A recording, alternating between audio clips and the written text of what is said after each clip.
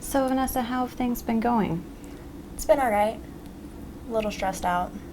What's been the most stressful for you?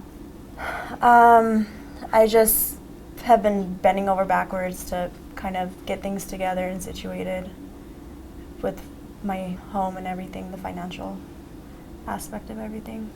Well, I'm glad to hear you were able to get back into your home and that worked out. Have you been able to see Chloe at all? Yeah, once. My brother's really busy and don't want to intrude on that, so I speak to her on the phone, but I mean, she's a baby, so that can only go so far. No. Well, I'm glad you're making the effort to see her. Thank you. How did that go? How did you feel when you were able to meet with her? Nervous. Excited, I guess.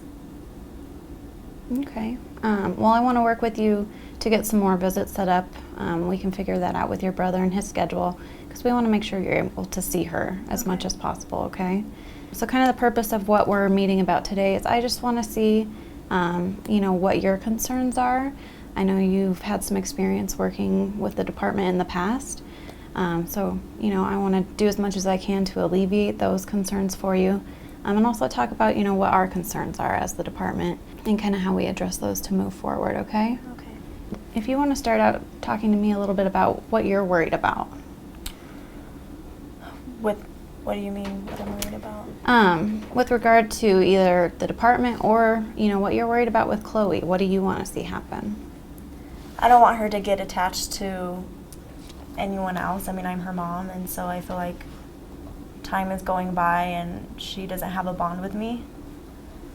Okay. So that's, I think, what I'm really worried about. I'm worried about what the department's going to need of me for me to prove that I'm a good mom. Because in the past that's been really overwhelming. And it can be really overwhelming. So, I just want you to know that we're here to support you. Our goal is always to get kids to return home to their parent, number one. I'm really glad to hear that that's what you want too. I know you were kind of hesitant in the beginning, you weren't quite sure, but I'm glad that you kind of came around and decided that you want to be, a parent to Chloe. Okay. What do you think kind of changed for you? What made that shift? Well, I love all my kids. Even though I, lost my rights, I love all of them. With Chloe, I think it was just different this time. I think I've been able to talk to the elders, and that's been something that's new for me. And to know that other people care is new, and so I think if I have more support than before, I can actually make it happen. Okay. Well, that's helpful for me to know. And one of the things that, I know we had the meeting and we had the elders involved. We also were able to get in touch with your foster mom from the past. And having, the tribe involved in the cases, since you do have Native American heritage, is one of the things that we do. We notify them typically at the assessment portion, and we send letters out, and then they decide whether or not to be involved, and it sounds like they definitely want to be involved. So I think that can be a really great support for you through this process. I hope so. So one of the things that I am concerned about, or the department's concerned about with regard to Chloe, is kind of the history of substance use. It sounds like you have experienced a lot of grief. You've been through a lot. So one of the things that I wanted to see if we could address with you that could help you be a better parent to Chloe is kind of getting that substance use under control. What are your thoughts about that? I have times where I can control it. I'm not very worried about that. I mean, I I've battled with it for a long time, and I know that past treatment hasn't really worked for me. But I know it's manageable. Like, I've been sober a few times, so. Okay. So, tell me about one of those times when you were sober and you were able to maintain that for a period. It was hard. Absolutely. But it was, I mean, it was different, I guess. You get to see things in a different way. Okay.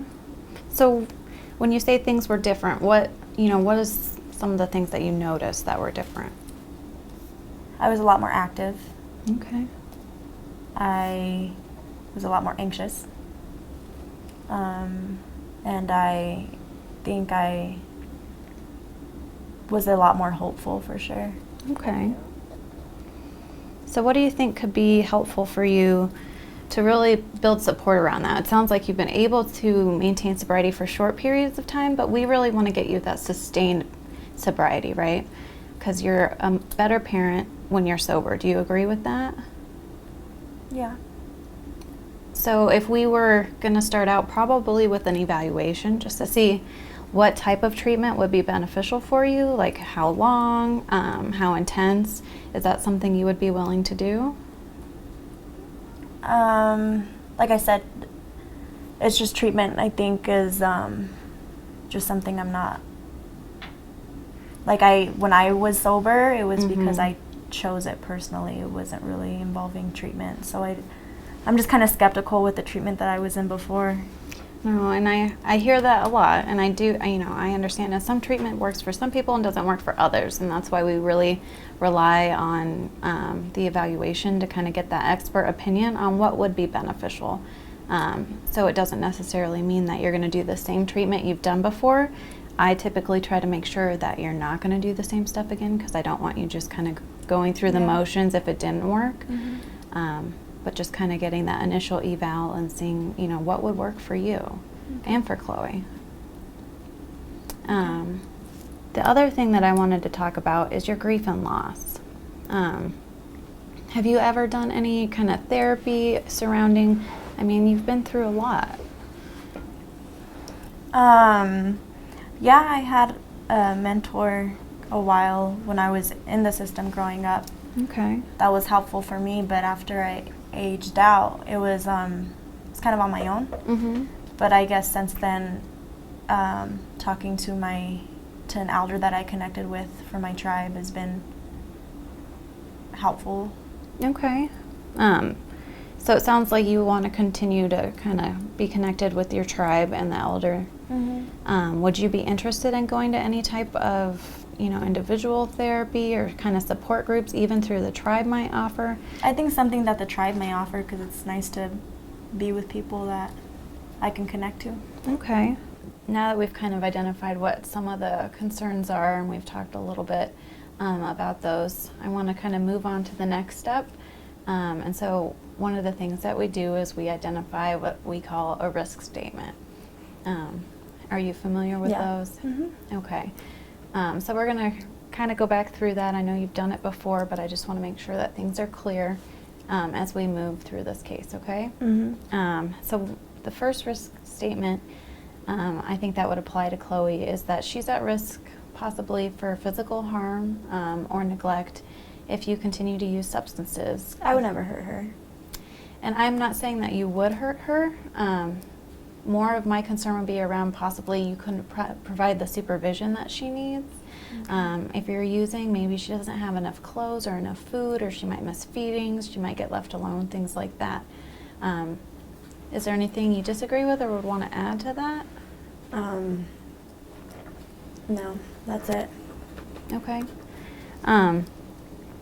So kind of the flip of that is what we call a goal statement.